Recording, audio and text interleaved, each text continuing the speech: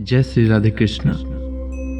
आज मैं आपके लिए माघ मास महात्म्य की कथा का 27वां अध्याय लेकर आया हूं। तो आइए सुनते हैं माघ मास महात्म्य की कथा का 27वां अध्याय। प्रेत कहने लगा कि हे पृथक, मैं इस समय तुम्हारे पास जो यह गंगा जल है उसे मांगता हूं, क्योंकि मैंने इसका बहुत कुछ महात्म्य सुना है। मैंने इस पर्वत पर गंगा जल का बड़ा अद्भुत आश्चर्य देखा था, इसीलिए यह जल मांगता हूं। मैं प्रेत योनि में अति दुखी हूं। एक ब्राह्मण अनधिकारी को यज्ञ कराकर ब्रह्म राक्षस हो गया। वह हमारे साथ 8 वर्ष तक रहा। उसके पुत्र ने उसकी अस्थियों को इकट्ठा करके गंगा में कनखल स्थान में गिरवा दिया।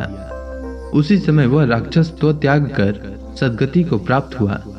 मैंने प्रत्यक्ष देखा है, इसीलिए मैंने तुमसे प्रार्थना की है।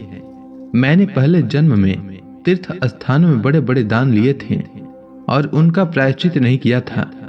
इसी से मैं हजारों वर्ष तक इस प्रेत योनि, जिसमें अन्न और जल मिलना अति दुर्लभ है, दुख पा रहा हूँ। इस योनि में मुझको हजारों वर्ष बीत गए। इस समय आप जल देकर मेरे प्राणों को बचाओ, जो कंठ तक आ गए हैं।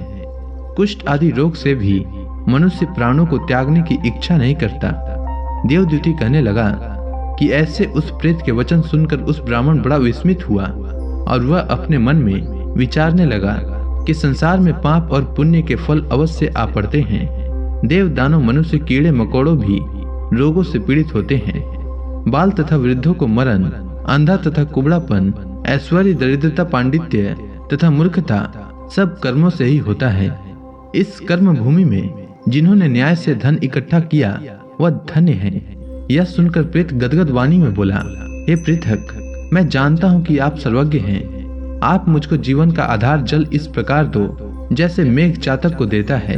तब पृथक कहने लगा कि हे प्रेत, मेरे माता पिता भृगु क्षेत्र में बैठे हैं। मैं उन्हीं के लिए जल लाया हूं। अब बीच में तुमने गंगा के संगम का जल मांग लिया। अब मैं इसी धर्म संदेह में पड़ गया कि कांड वस्तु में यज्ञ को इतना नहीं मानता जितना प्राण रक्षा को मानता हूँ। इसलिए प्रेत को जल देकर तृप्त करके माता पिता के लिए फिर जल लाऊंगा। लोमस जी कहने लगे कि इस प्रकार उस पृथक ने गंगा यमुना के संगम का जल उस प्रेत को दे दिया। उस प्रेत ने प्रीतिपूर्वक जल को पिया। उसी समय वह प्रेत शरीर को छोड़कर दिव्य देहधारी हो गया। केरल कहने लगा कि बिंदु मात्र गंगा जल से वह प्रेत मुक्त हो गया। हम समझते हैं कि ब्रह्मा जी भी इस जल के गुण का वर्णन नहीं कर सकते, नहीं तो महादेव जी इस जल को मस्तक पर क्यों धारण करते। इस संसार में जो मनुष्य काया, वाचा और मानसा के पापों से रंग गए हैं, वह गंगा जल के बिना नहीं घुलते। गंगा जल के सेवन से मुक्ति सदा सन्मुख खड़ी रहती है। जिसके जल को स्पर्श करते ही प्रेत प्रेतत्व को छोड़कर मुक्ति को प्राप्त होते हैं। जो गंगा स्नान करता है वह वैष्णव पद को प्राप्त होता है। यदि संबंधी लोग गंगा जल से तर्पण करें तो नरक में रहने वाले पितर लोग स्वर्ग में चले जाते हैं और स्वर्ग में रहते हुए ब्रह्मणत्व को प्राप्त होते हैं। गंगा जल के समान और कोई मुक्ति का साधन नहीं।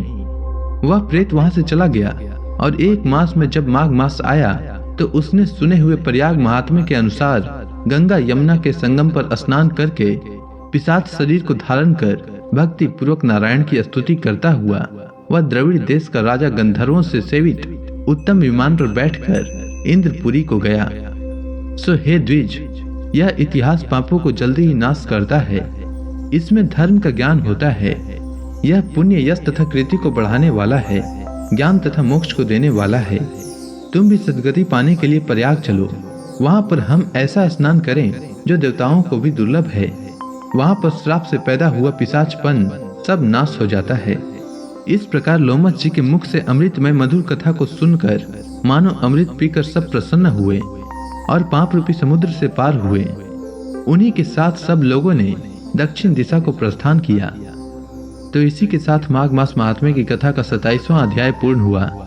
अब आगे की कथा मैं कल लेकर आऊंगा। तब तक के लिए भगवान श्री कृष्ण का नाम लेते रहें।